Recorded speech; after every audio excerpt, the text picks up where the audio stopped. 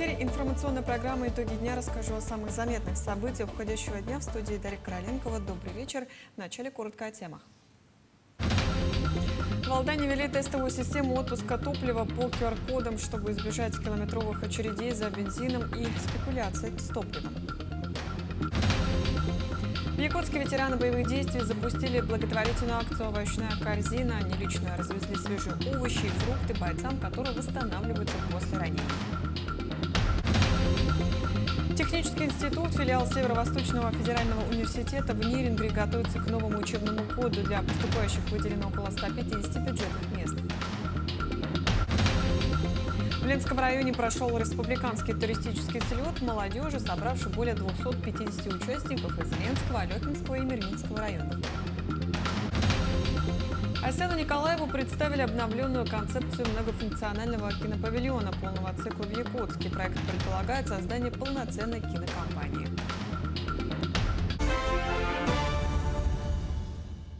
В Южной Якутии сохраняется напряженная ситуация с топливным обеспечением. Об этом в ходе брифинга сообщил министр по делам гражданской обороны республики Дмитрий Лепчиков. Министр отметил, что для стабилизации ситуации в республике планируют принимать меры по увеличению суточного лимита объемов топлива. Кроме того, по решению оперативного штаба по обеспечению топливом сегодня производится разлив тары по отдельным категориям потребителей. Это блоки предприятий сельского хозяйства, транспортной отрасли и предпринимательства.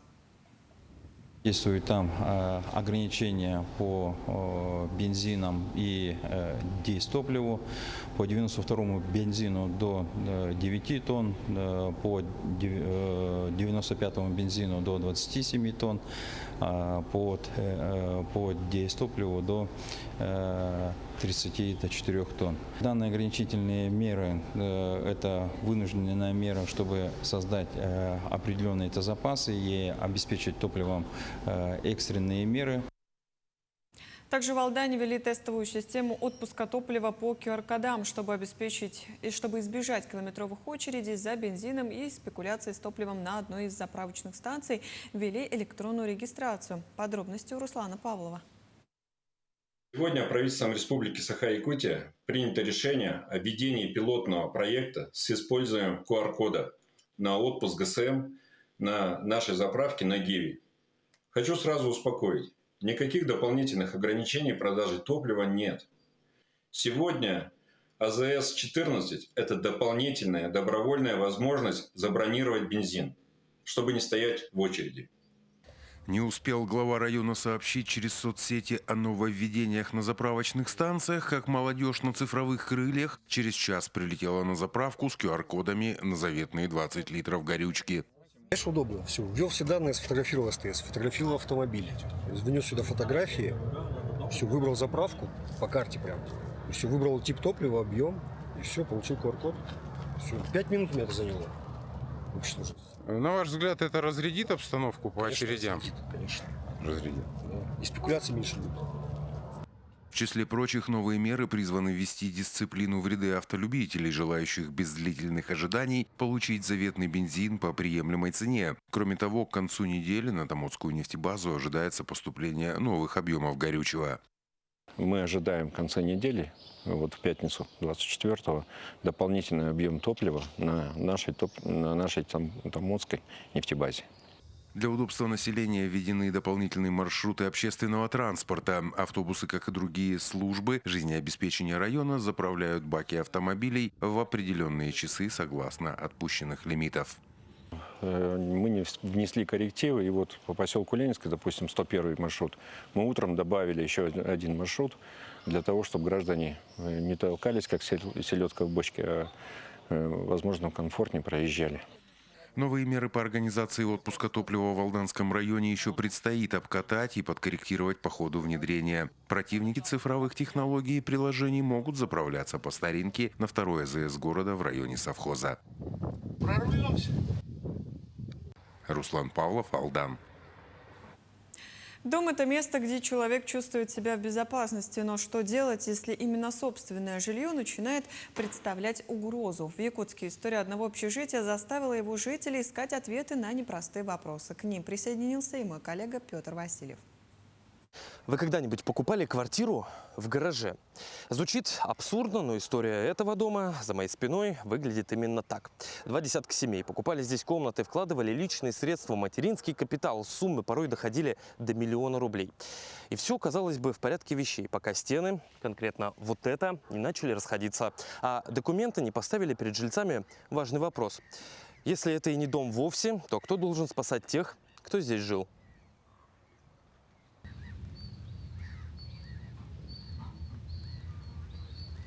Такую картину жильцы дома по улице Новокарьерная наблюдают уже много лет подряд. Туалет на улице, водоснабжения нет, сомнительные соседи, а тут и вовсе новая причина для тревоги за собственную жизнь. В ночь на 19 июля здание общежития, которое и так дышало на ладан, дало трещину. Мы только сели кушать, и после этого вот сестра моя, которая живет, она вот здесь живет, перед нами.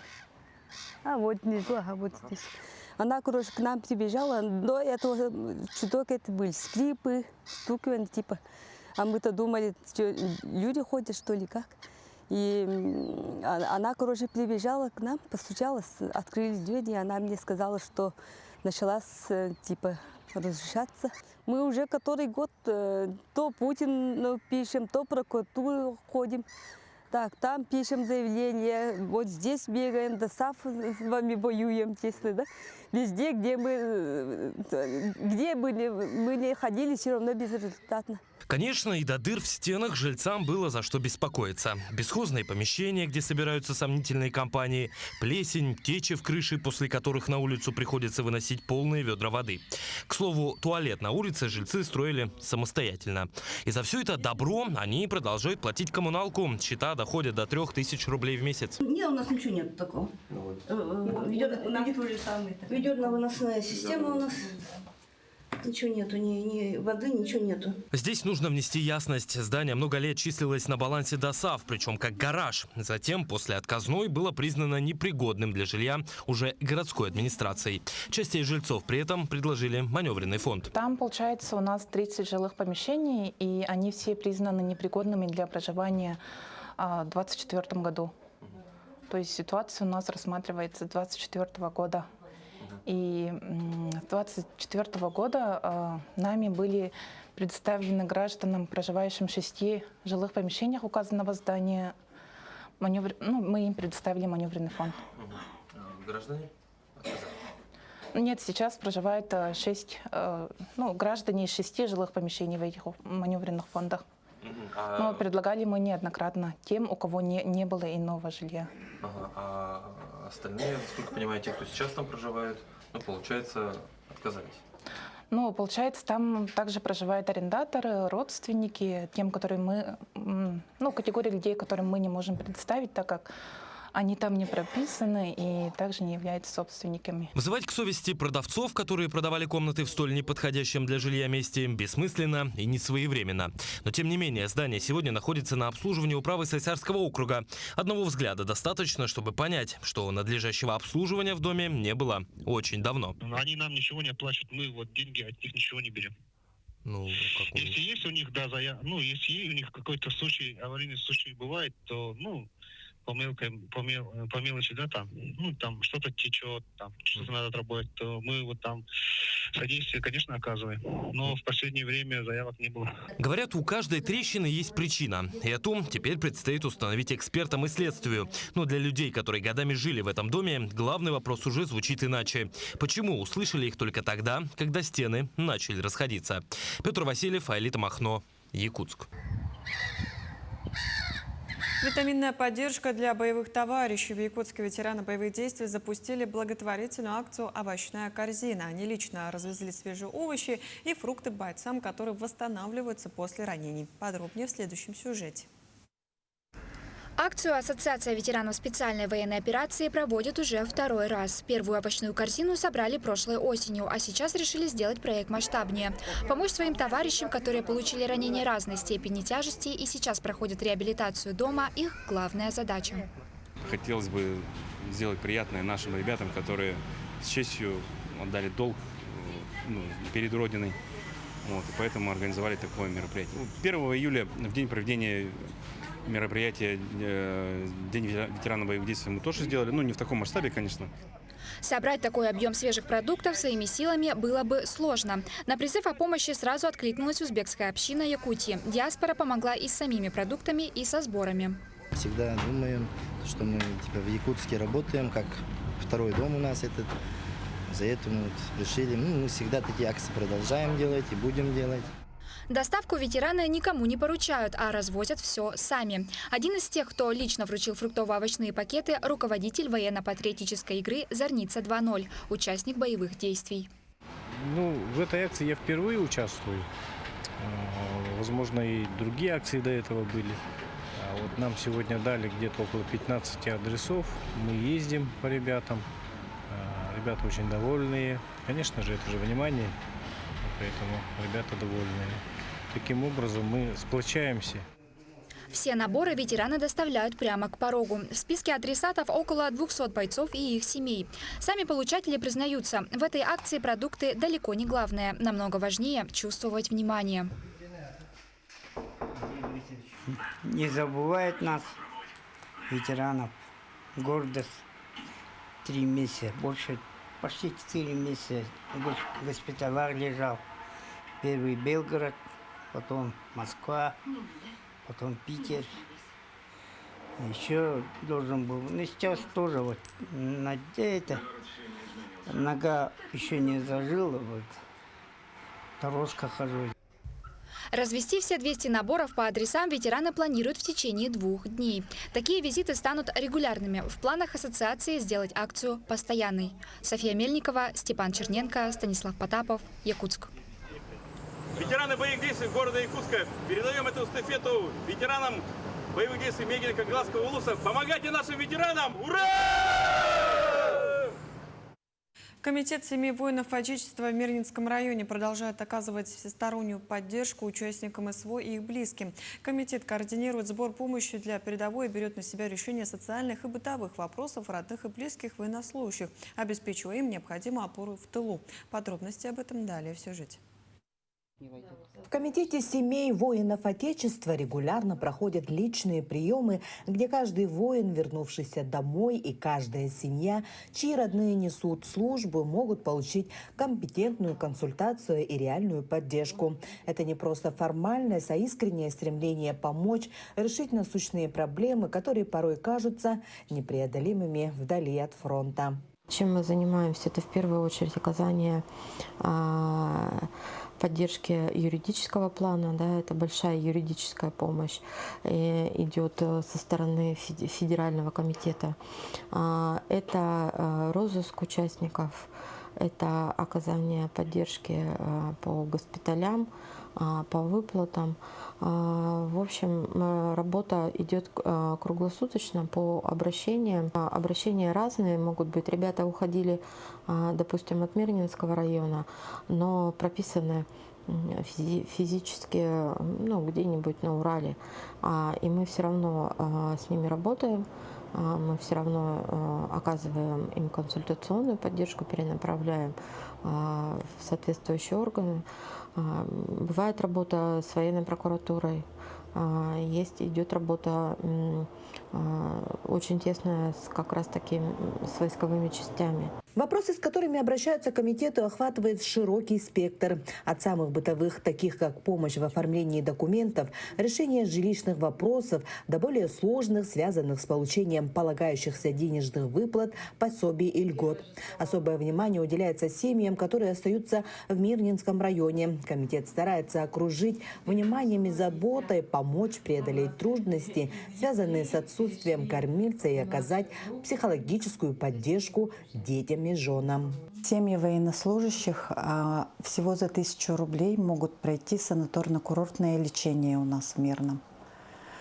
А также в Мирном без очереди можно пройти к любому специалисту, ребенка провести без очереди, так же, как семья СВО. Хорошо поддерживает администрация Мирнинская. Детям военнослужащих дают бесплатные путевки в санаторные лагеря, в оздоровительный лагерь «Орленок» и путевки на море.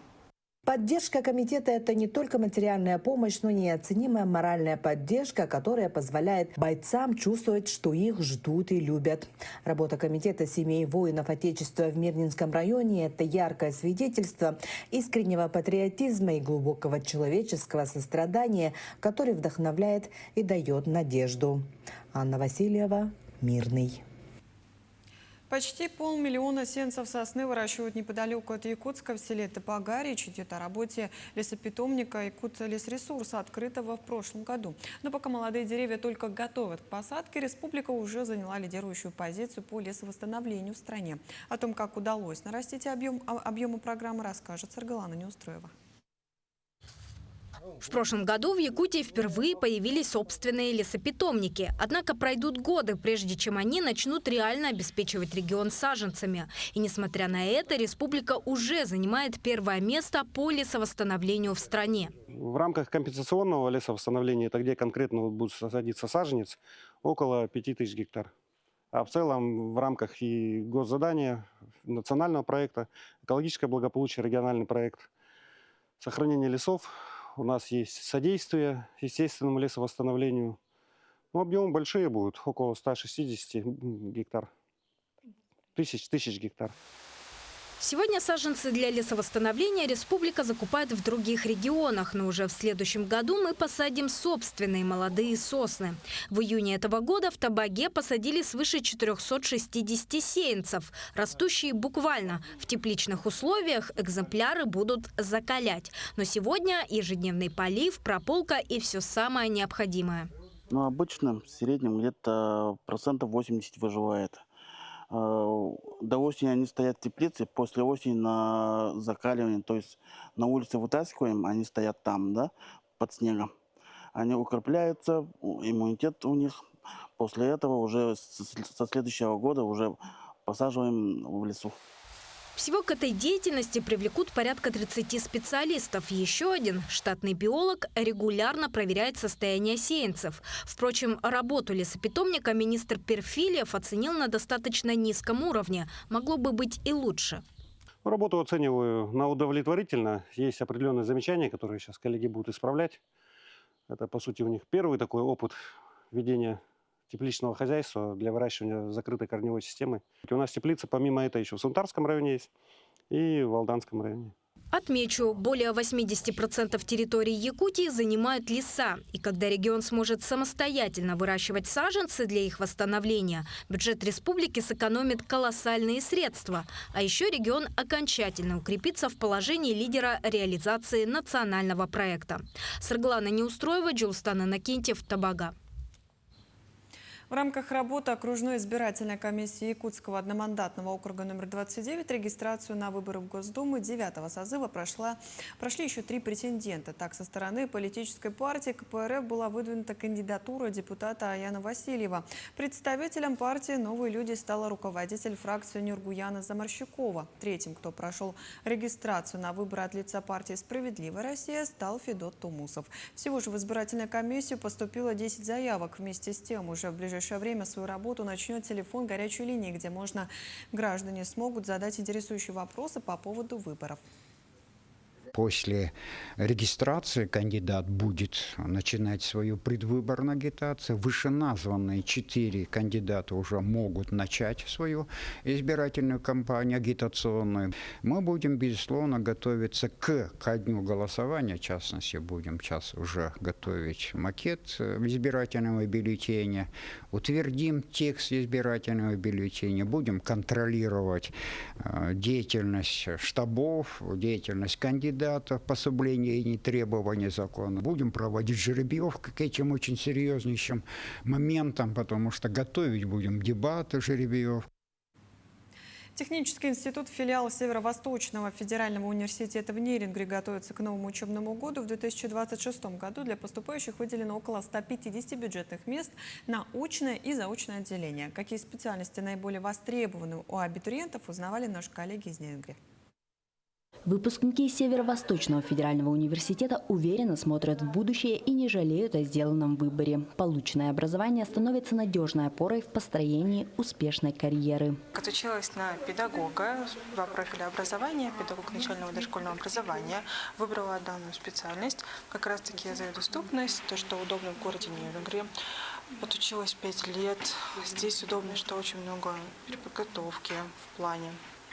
Можно пройти доп. Обучения. Планирую остаться в городе и работать дальше по специальности. Всего в этом году институт ведет набор на 9 направлений подготовки, охватывающих программы бакалавриата и специалитета. Наибольший интерес у будущих студентов вызывают перспективные и востребованные на рынке труда направления электроэнергетика и электротехника, горное дело. На электроэнергетику и электротехнику мы наблюдаем конкурс уже более 3 человек на место, как на очном, так и на заочном отделении.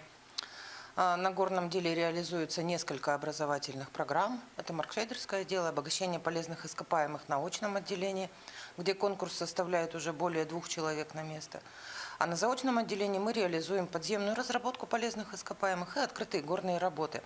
Так же, как и на очном отделении, имеются бюджетные места, на которые тоже, конечно же, большой конкурс. В числе образовательных предложений института направление строительства. Прием ведется на очно-заочную форму обучения с занятиями в вечернее время. В этом году возвращается специальность «Прикладная информатика в менеджменте». Она вновь доступна спустя 2 года и реализуется на заочной форме обучения. Здесь тоже есть бюджетные места. Подать документы в институт в этом году можно максимально удобно через портал госуслуг. На очную и заочную форму обучения на бюджетные места до 25 июля. На заочную форму обучения на коммерческие места прием продлен до 26 августа. Екатерина Павлова, Захар Головин, Нерюнгри.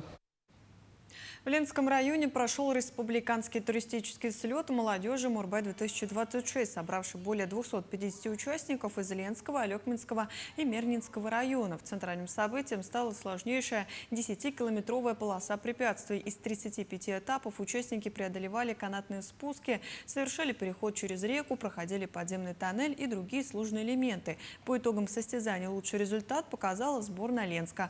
2 и 3 места заняли представители Мирнинского района. В мероприятии, включившем также мастер-классы и творческие конкурсы, принял участие министр по делам молодежи и социальным коммуникациям Якутии Петр Шамаев. Мурбай прошел очень хорошо, отлично, насыщенно, погода стояла очень хорошая. Участники справились очень хорошо, все большие молодцы. Для болельщиков была отдельная программа, которая тоже входила в общий зачет. Это у нас и игры народов.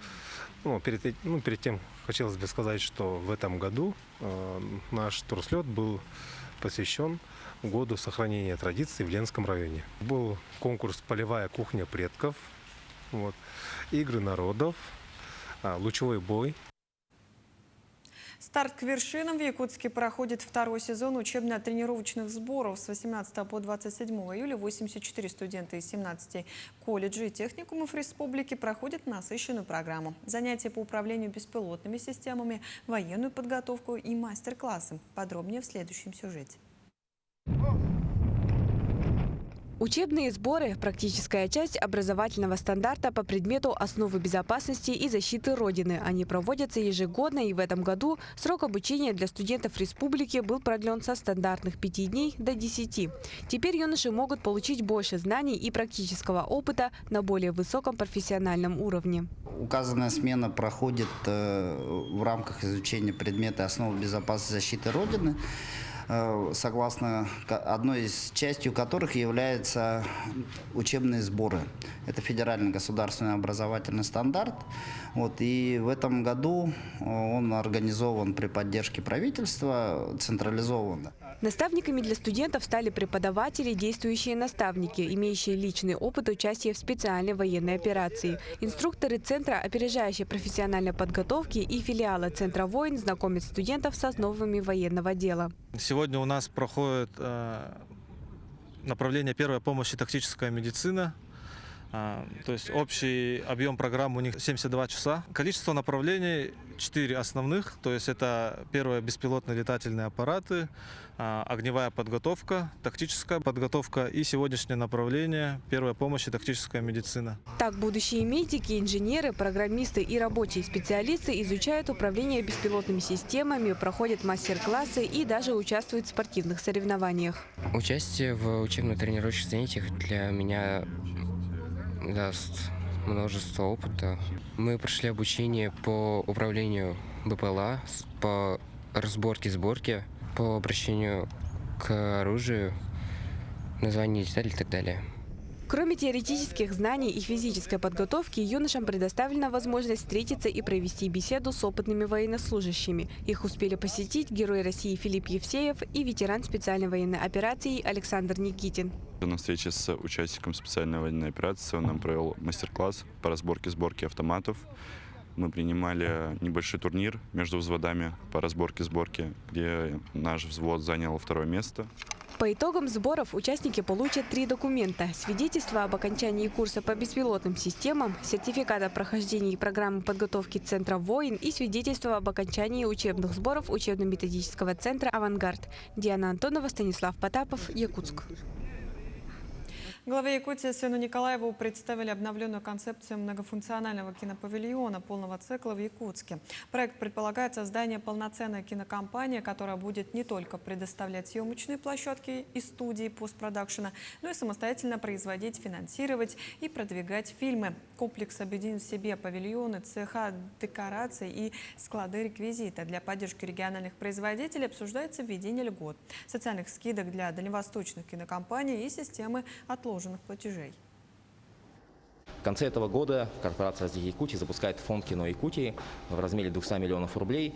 И это будет самое важное, что возвратные деньги. Это не грант. Как раз мы даем кинопроизводителям деньги на то, чтобы они сделали хороший постпродакшн картин. И самое главное — маркетинг, чтобы их фильмы выходили уже во всем мире. То есть это уже будет старт в конце этого года. Для того, чтобы когда у нас уже построится киноцентр, у нас уже была хорошая база, и у нас уже была база дистрибьюции, хороший уже опыт в прокате нашего кино во всем мире. Таким увидели этот день наши корреспонденты. Ну а я с вами прощаюсь. Всего доброго и до встречи в дальнейших эфирах.